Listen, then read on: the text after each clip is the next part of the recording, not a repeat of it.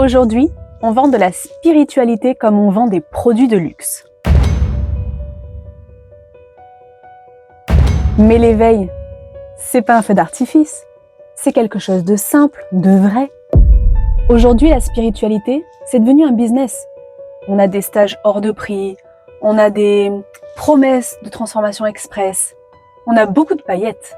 Mais la vraie spiritualité, tu la trouves pas sur Internet ou sur les réseaux. Elle se vit dans le silence à l'intérieur de toi, dans tes choix au quotidien, dans la façon dont tu es présent à toi et aux autres. Il y en a beaucoup qui associent la spiritualité à des objets ou des accessoires. Mais ce qui compte, c'est pas la quantité de pierres ou d'accessoires que tu vas avoir. C'est la qualité de ta connexion intérieure. La spiritualité, c'est avant tout un chemin intérieur. Apprendre à te connaître, apprendre à te recentrer, apprendre à être pleinement présent, sans artifice. Alors, tu peux avoir tous les accessoires du monde. Mais si tu évites de regarder tes zones d'ombre, tu passes à côté de l'essentiel. Tu sais, la vraie spiritualité, elle est très simple. C'est être là, présent, ressentir, te connecter à toi, aux autres et aux vivants. Alors, on n'a pas besoin de masque.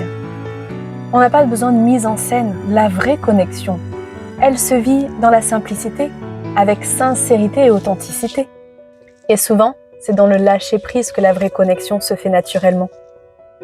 L'éveil, ce n'est pas quelque chose que l'on montre à l'extérieur.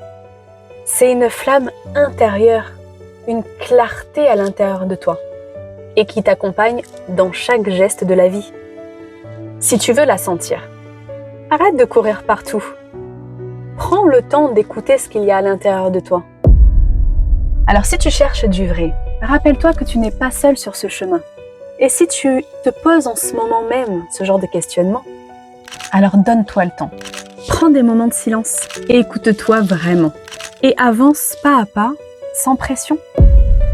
Alors si tu le souhaites, abonne-toi, parce que je pense que le prochain épisode va te parler. On verra comment le manque de repères peut sembler effrayant, mais comment aussi ça peut devenir une force si tu apprends à l'apprivoiser.